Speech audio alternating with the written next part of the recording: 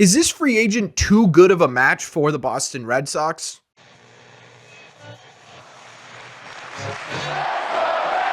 What is going on, everybody? Welcome back to Red Seat Radio. My name is Corbin, and we've talked about it a million times on this channel. While we understand that pitching is and should be the Red Sox #1 priority this offseason, that doesn't mean there is not room to improve other areas of this team. We've talked about it before, but some of those include a right-handed bat, a versatile defender, a solid second baseman that can play every single day, and a possible leader in the clubhouse with the likelihood of Justin Turner not returning in 2024. Well, right now there is one player on the open market that could solve all of those problems in one signing, and that is a guy by the name of Whit Merrifield. So what we're going to do in today's video is we're going to break Whit down. We're going to talk about why he makes so much sense for Boston. We're going to be talking about why the Red Sox may be a bit hesitant. We're going to be talking about what a contract could possibly look like for Whit Merrifield and how that affects everything. And we're ultimately going to try and decide if this truly is a perfect match and if this is someone we want the Red Sox to look into. But before we get into that, do me a favor.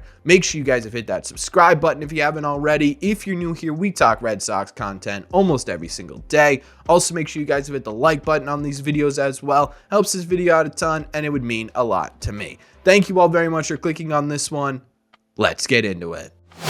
In terms of Whit Merrifield's offense, he's had a really interesting career up until this point. He spent 8 full seasons in Major League Baseball, and during those 8 seasons, he has a career .284 average with a .330 on base percentage and a .420 slug, good for a .102 OPS plus, or about 2% above league average production. Basically, through Whit's career so far, he's been essentially a league average hitter. 2023 was a little bit less productive than his career has been. He had a .272 average with a .318 on base percentage and a .382 slug with 27 doubles and 11 homers, which led to a .94 OPS plus, or about 6% below league average production, but again, still right around that league average mark. That's who Whit Merrifield has been over his career.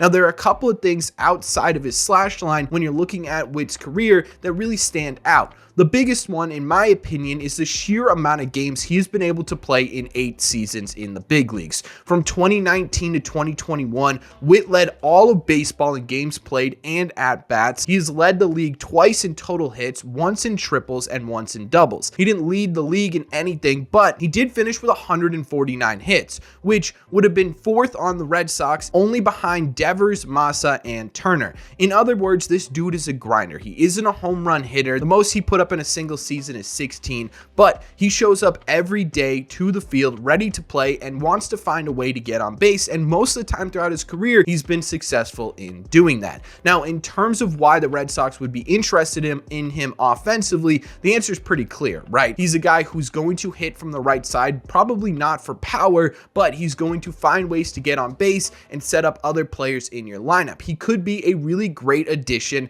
in the front half or the bottom half of your order and allow the guys in the middle of your lineup to really do some damage. It's pretty clear how Whit Merrifield could be productive in this Red Sox order, but at the same time too, he's nothing really special, right? He's nothing that's going to jump out of the page at you, and if the Red Sox really want to improve their offense going into 2024, Whit Merrifield may not be the guy to do that, at least statistically from the plate. Whit Merrifield also has some other areas he can help this team win. Whit Merrifield is a fast dude. He steals a lot of bags. He's led the AL 3 times in stolen bases, and last season at 34 years old, Whit Merrifield was able to steal 26 bags. So not only is he a guy who gets a lot of hits, he's a guy who also wreaks havoc on the base pass a little bit. On top of that, we take a look at his defense. Whit Merrifield's a bit of a Swiss Army knife. He last year with the Toronto Blue Jays, he split time basically even throughout the regular season in left field and second base, but over his career, he has spent significant time at every single outfield position. He's also spent a very small amount at first base and third base. This dude can basically play everywhere, but his best position is second base, where he has over 718 games, a 6 defensive run saved, which puts him as a well above average second baseman, which again, for the Red Sox is music to their ears, right? They could use the versatility from Whit Merrifield, but what they really need is an everyday second baseman. They haven't really had one of those since Dustin Pedroia went down. Whit Merrifield could be a guy guy who's going to be in your lineup 140, 150, 160 games and play second base, which is hugely important to the Boston Red Sox. Now, again, when we're talking about reasons why they may not be interested in Whit Merrifield, he has been declining a bit defensively over his last few years. He had a negative defensive run saved metric at both second base and the outfield in 2023. So there could be a bit of concern that as he gets older, those defensive metrics will continue to climb down. But overall in his career, again,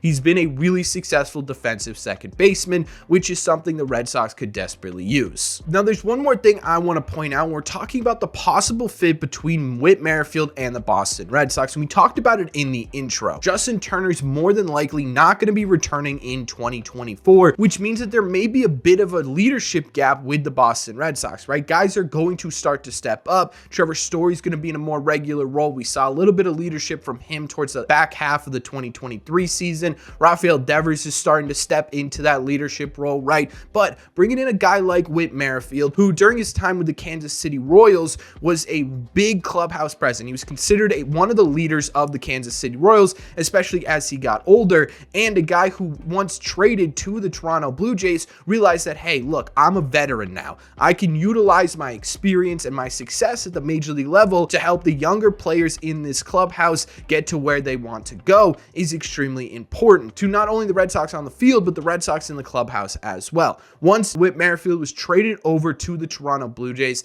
then manager John Schneider had this to say about Whit Merrifield's leadership. He said, quote, "Whit's awesome in the clubhouse, a veteran leadership presence. He's a guy that has been through the grind and understands that he's going to be a little bit different this year." So not only does Whit Merrifield understand being that sort of veteran guy in the clubhouse, which again is hugely important to the Red Sox, but he understands his role as well. He knows he's not going to be the superstar of a team, but he can help this team win both on the field and off the field as well, and that's what he's going to try and do. And to me, that makes me really excited about who Whit Merrifield could be on the Boston Red Sox. So taking a look at why the Red Sox could be interested in Whit, he adds versatility to the lineup. He's a guy who gets a ton of hits, he steals bases, he's a decent defender, and he's versatile, right? Those are all things the Red Sox could use going into 2024. When we're looking at reasons why the Red Sox may not be interested in Whit Merrifield, we're talking about the fact that he's nothing really special at the plate. He is getting older in those defensive metrics, so there is some concern that that's going to continue to grow as he gets older. So there's kind of two sides to this equation right here, and it's a bit of a polarizing pick between Red Sox fans. But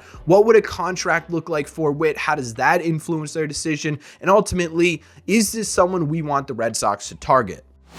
Right now, surprisingly enough, because most of the time when we're looking at the possible predictions for a player's contract, there's a bit of a gap in terms of what the range could look like. For Whit, it's pretty similar everywhere you look. MLB Trade Rumors, MLB.com, The Athletic, all have Whit Merrifield making between $8 and $9 million a year in 2024 over a possible 2-year contract. Looking at this from a Red Sox perspective, to me, this makes Whit Merrifield even more appealing because a 2-year $18 million deal, if we're looking at the high end there, or a 2-year $16 million deal if you want to look at the low end there, makes all the sense in the world for Boston, right? Everywhere you look, people are saying the Red Sox want to make a splash. Now, most likely that splash is going to come on the pitching side of things, and most likely it's going to cost a lot of money to be able to allocate 2 years, $19 million and fill a lot of these issues that the Red Sox have defensively and offensively and possibly even in the clubhouse as well.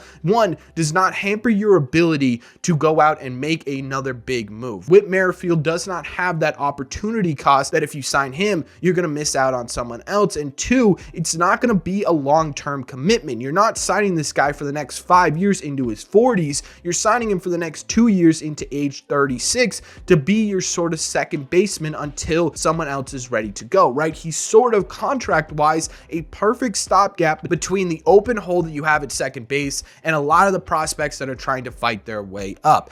Contract-wise, again, it makes too much sense. When we're looking at this overall, one, the likelihood of the Red Sox going after a guy like this, and two, would it make sense for the Red Sox to go after a guy like this? It's a pretty big debate within Red Sox fans. Some fans feel as though he's not good enough to fill the Red Sox needs. He's a guy who's going to come here and he's going to do something, but nothing he's going to do is extra special, and he might not add enough to the Red Sox lineup to to really be worth the contract that you're giving him. That is understandable in my opinion, but I'm on the other side of things. I'm looking at this and I'm saying, okay, Whit Merrifield is older and he has had some regression defensively as well as offensively over the last couple of seasons, but at the same time too, he's definitely going to be able to give you a lot of hits, a couple of stolen bases here and there. He's going to be a guy who slashes some doubles. He could sit at the top of the lineup and get on base, or even the bottom of the lineup and get on base for those guys in the middle of the order. He's a guy who you know can play a fairly solid second base,